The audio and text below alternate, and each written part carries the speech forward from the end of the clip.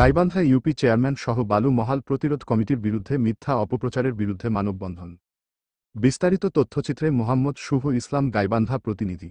সদর উপজেলার কামারজানি ইউনিয়ন পরিষদের চেয়ারম্যান মতিয়ার রহমান সহ বালু মহাল প্রতিরোধ কমিটির বিরুদ্ধে মিথ্যাচার ও অপপ্রচারের প্রতিবাদে মানববন্ধন অনুষ্ঠিত হয়েছে। 11 এপ্রিল শুক্রবার জুমার নামাজ শেষে কামারজানি, মালিবাড়ি, গিদারি ও মোল্লারচর ইউনিয়নের সাধারণ জনগণের আয়োজনে ঘণ্টাব্যাপী এই মানববন্ধন অনুষ্ঠিত হয়।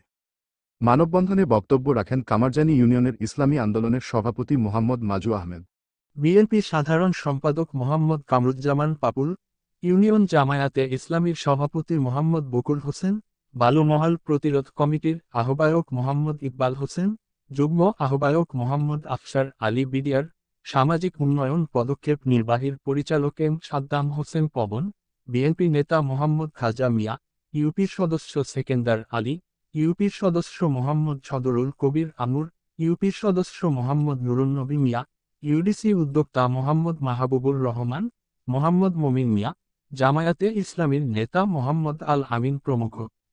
বক্তারা বলেন, কামারজানি ইউনিয়ন পরিষদের চেয়ারম্যান মোহাম্মদ মতিয়ার রহমান চাঁদাবাজ বা ফ্যাসিস্ট নয়, তার বিরুদ্ধে কুখ্যাত বালু ব্যবসায়ীরা ষড়যন্ত্রমূলক অপপ্রচার করছে। এলাকাবাসী অবৈধ বালু উত্তোলন বন্ধ করায় বালু ব্যবসায়ীরা অপকর্মে লিপ্ত হয়ে